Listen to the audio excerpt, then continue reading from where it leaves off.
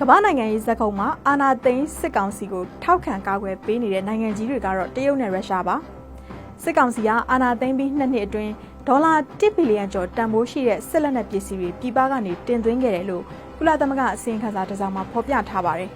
အများဆုံးရောင်းချပေးတဲ့နိုင်ငံကတော့ရုရှားပါပဲ1948ခုနှစ်မြန်မာနိုင်ငံလွတ်လပ်ရေးရပြီးကတည်းကအရင်ဆိုဗီယက်ပြည်ထောင်စုလို့ခေါ်တဲ့ရုရှားနဲ့ဆက်ဆံရေးစတင်ခဲ့ပါတယ်တချိန်ကမြန်မာပြည်မှာဆိုဗီယက်ပြန်ဆိုပြီးထင်ရှားသူတွေလည်းရှိခဲ့ပါတယ်။အဲ့ဒီချိန်ကနှစ်နိုင်ငံယဉ်ကျေးမှုဖလှယ်တာတွေ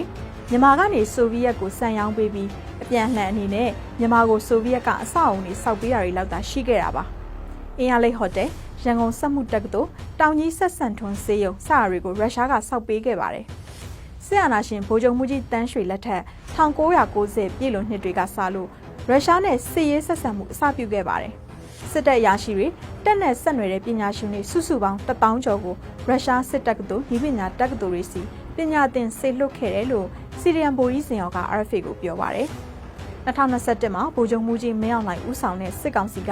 တကြောပြန်အာဏာသိမ်းပြီးနောက်ကုလသမဂ္ဂလုံခြုံရေးကောင်စီမှာဗီဒီယိုအာဏာသုံးခွင့်ရထားတဲ့ရုရှားက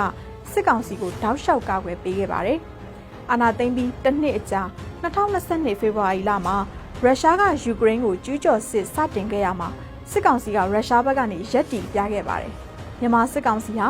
MiG-29 ဂျက်တိုက်လေယာဉ် Mi-35 တိုက်ခိုက်ရေးရဟတ်ယာဉ် Yak-130 လေယာဉ်နဲ့တန်ကြပ်ကားတွေကိုရုရှားကနေဝယ်ယူနေတာပါ။ဒီစစ်လေယာဉ်တွေကိုအတိုက်ခံတော်လှန်ရေးတပ်တွေပြည်သူတွေကိုချေမှုန်းဖို့သုံးနေတာလည်းဖြစ်ပါတယ်။2018ခုနှစ်မှာမြန်မာစစ်တပ်ကရုရှားလို့စုသက်တီစွမ်းရည်မြင့်တိုက်လေယာဉ်6စင်းဝယ်ယူဖို့စာချုပ်ချုပ်ခဲ့ပါတယ်။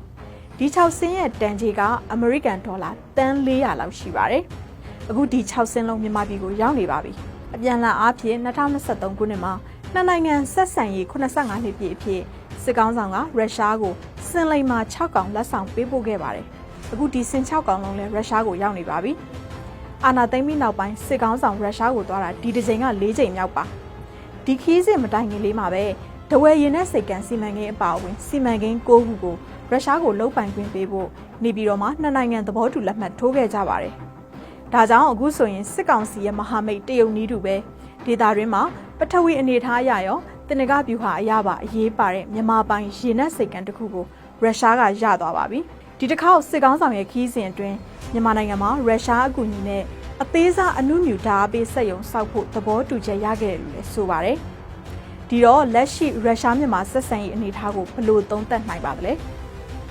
စစ်ကောင်းဆောင်ကတော့ရုရှားသမ္မတနဲ့နှစ်ဦးသားတွေ့ကြရမှာလွန်ခဲ့တဲ့နှစ်ပေါင်း2500ကျော်ကဗျာဒိတ်တော်ဆိုတဲ့စာဆိုတစ်ခုကိုကိုးကားပြီးသမ္မတပူတင်ဟာဘရင်ဖြစ်ကြောင်းရုရှားဟာလက်နက်အရာမှာထိပ်တန်းရောက်နေပြီဖြစ်ကြောင်းမြတ်စွာဘုရားရဲ့ဗျာဒိတ်တော်စကားမှန်နေပြီဖြစ်ကြောင်းဖွင့်ရွယ်ပြီးတော့ပြောခဲ့ပါတယ်။ဘာသာမျိုးတွေမှာတိုးဆောင်လူစနေမျိုးတွေမှာရုရှားလူတွေဒီကိစ္စဖြစ်လာတယ်လို့ဆိုတော့လက်နက်အသက်ပြကြမှာတစ်ခါကန်ချက်ပြီးတော့မှအထူးရှိတဲ့လက်နက်ဝိဇ္ဇာဒီကိစ္စတွေဖြစ်ပြီးမြန်မာနိုင်ငံရင်းမြစ်နဲ့ချီချီရှိနေတဲ့မဟာမိတ်တွေဖြစ်လာမယ်လို့ဗျာဒိတ်တွေကပြောတယ်။စင်ကိုလက်ဆောင်ပေးတယ်ဆိုတာကရှေးခေတ်ကဘရင်တွေအချင်းချင်းတန်ခင်းတမန်ခင်းအရာလက်ဆောင်ပန်တာဆက်တာကြတာဖြစ်ပါတယ်။ဒါကိုသူနဲ့သမ္မတပူတင်ဟာဗျာဒိတ်ဒေါ်လာမဟာမိတ်တွေဆိုပြီးစစ်ကောင်းဆောင်ကတင်စားလိုက်တာပါ။နိုင်ငံတကာသတင်းမီဒီယာတွေမှာတော့တိုက်လေရင်6စင်းအတွက်ကျေးဇူးတင်ကြောင်းစစ်ကောင်းဆောင်ရဲ့ပြောစကားနဲ့စင်6កောင်အတွက်ကျေးဇူးတင်ကြောင်းသမ္မတပူတင်ကပြန်ပြောတာကိုအနောက်နိုင်ငံတွေကဒဏ်ခတ်ပိတ်ဆို့ထားတဲ့အပေခံနှစ်နိုင်ငံကြားကစင်ဒီပလိုမေစီတန်ခင်းတမန်ခင်းဆက်ဆံရေးဆိုပြီးဖော်ပြကြပါတယ်။ဒီကောင်းဆောင်နှစ်ယောက်ရဲ့ကွာခြားချက်ကတော့တယောက်ကပြည်ပနိုင်ငံတစ်နိုင်ငံကိုစစ်စင်တိုက်ခိုက်နေတာဖြစ်ပြီး